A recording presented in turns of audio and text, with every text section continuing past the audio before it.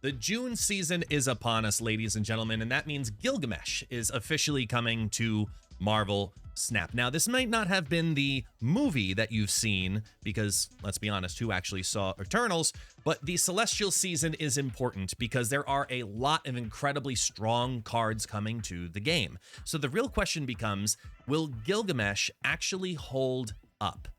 That's what we're here to find out today, so let's talk about the new season pass, Gilgamesh. Welcome in, folks. For those who do not know, my name is Guest, also known as ItsGuestGaming, and I want to talk about Gilgamesh specifically because I think that this is a very underrated season pass card. There's a lot of conversation already happening about him, saying that his condition is too difficult, but he's a 5/7 with the on-reveal ability, +1 power for each of your other cards in play with increased power. Now, increased power, first and foremost, is any type of mechanic that has gotten any card on the battlefield to have green power on it. This could be an ongoing effect. This could be from somebody's on reveal effect. This could be from a variety of different things.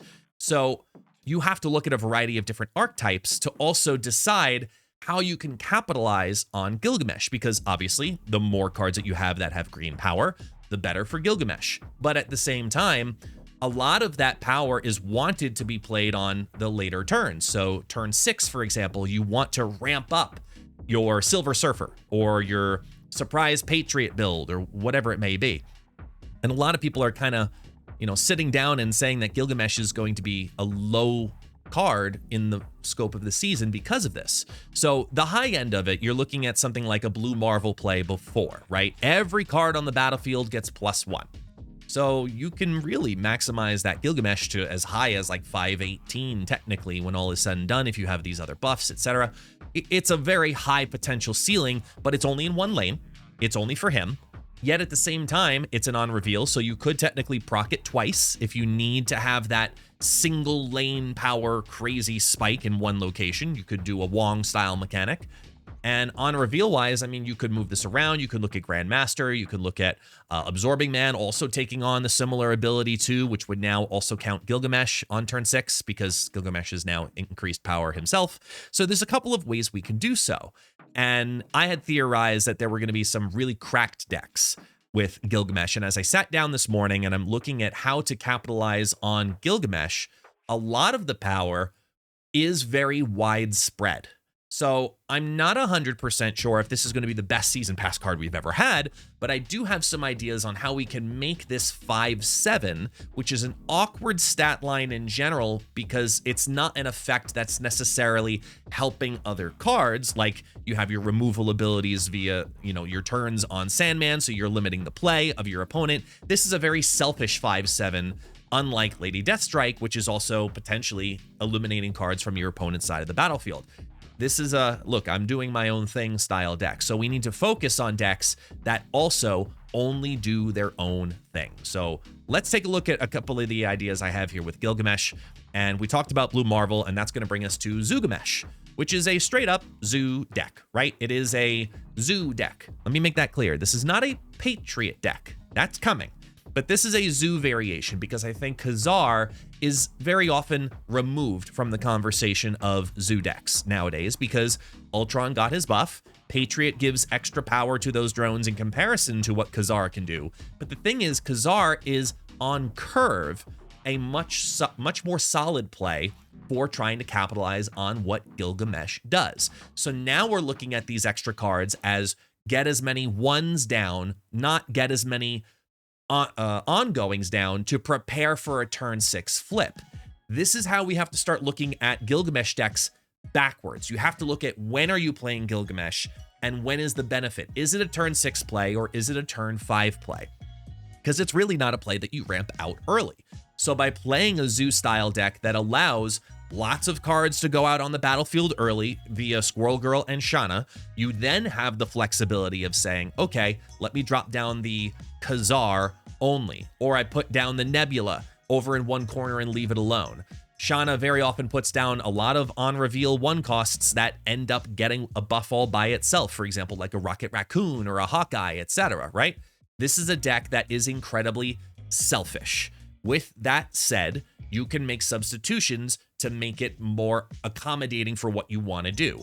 I'm going with the selfish route of Hope Summers, but if you don't have Hope Summers, you can go with the protective route of Kyera, you can go with the protective route of even Armor if you wanted to go down that path. But I'm going full-on selfishness in this version of a Zoo deck, which allows that Gilgamesh to be a turn 6 tall option versus Ultron, which is a turn 6 wide option.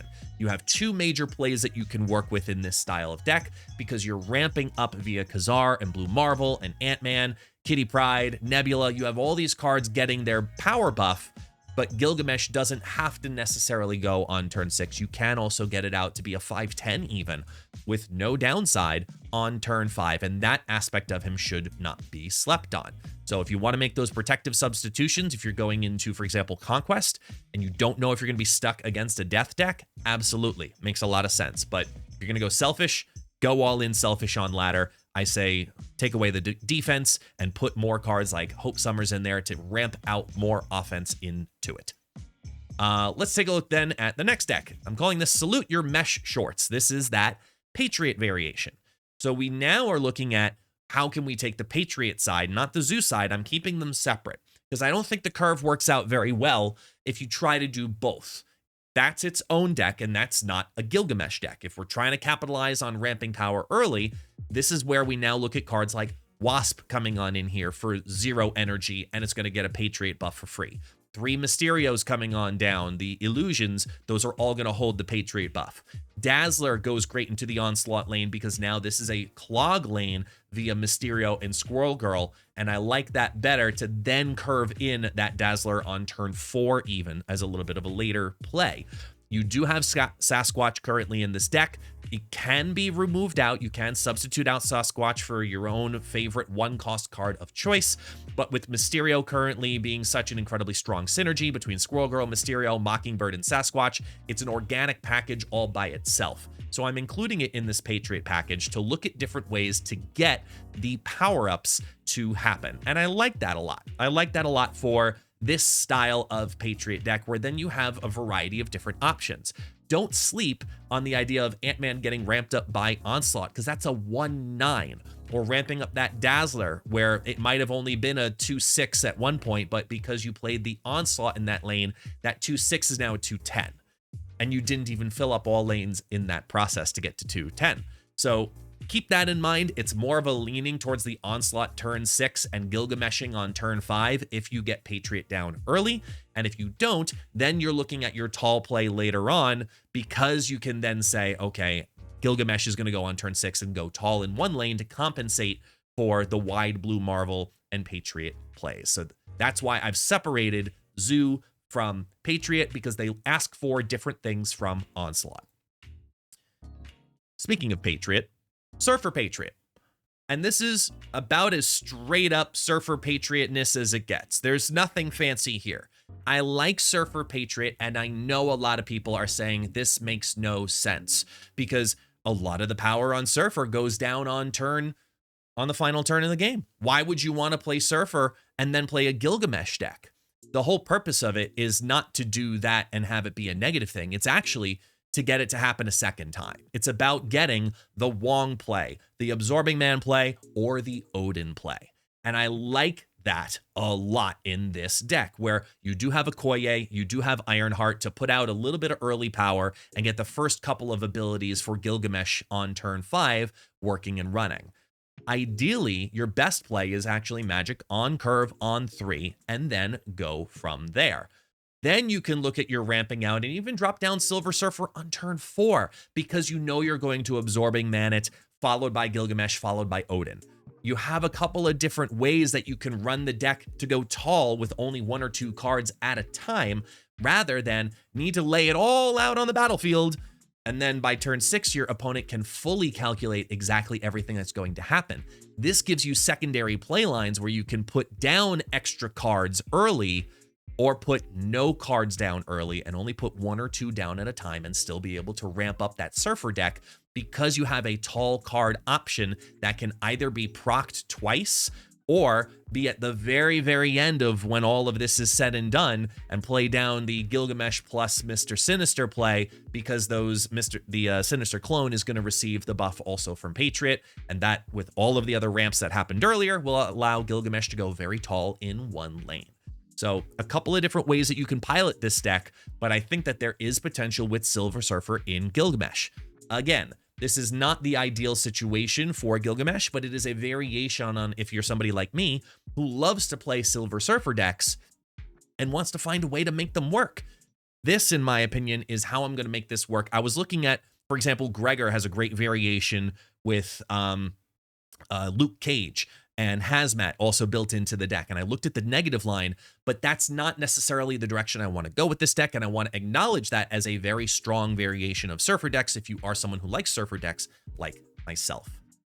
Continuing on, we look at Wongamesh, and this leans much heavier into the Wong idea of what Gilgamesh is going to do, which is help compensate for the fact that the Wong lane very often is a weak lane. It is a predictable lane that you can then just take over if you're the opponent. If you see that this is a Tigers deck, you know a 1 power card is going onto the Wong lane, and it's very often a targetable location.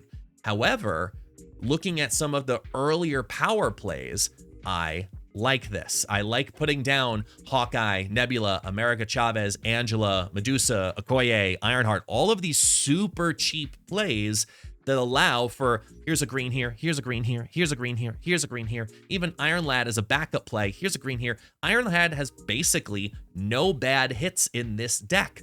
So throw in Iron Lad as an emergency backup plan, and then Gilgamesh is very flexible as either turn 5 or turn 6, because you can play down that Hawkeye on turn 4 into Gilgamesh and get a double proc.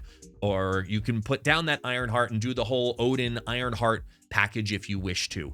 Medusa is very often slept on as well as an incredibly strong 2-cost card because it's on reveal and it has to be in the middle lane. But the amount of times that you can't capitalize on that are very low in comparison, especially if Medusa ends up getting an Okoye buff and you can do it a little later and still take advantage of it to give another buff to Gilgamesh. This Wong deck allows for that Wong lane specifically to have Gilgamesh be a compensation fact and a really tall scale later on. Imagine playing into one lane. You've got Nebula in one lane, Medusa in the middle lane, and then you start stacking from there. Ironheart, Wong, Gilgamesh, Odin. That's a lot of power in all those lanes. Yet alone, you can still do the White Tiger play line. So I like Wong here for Gilgamesh in general.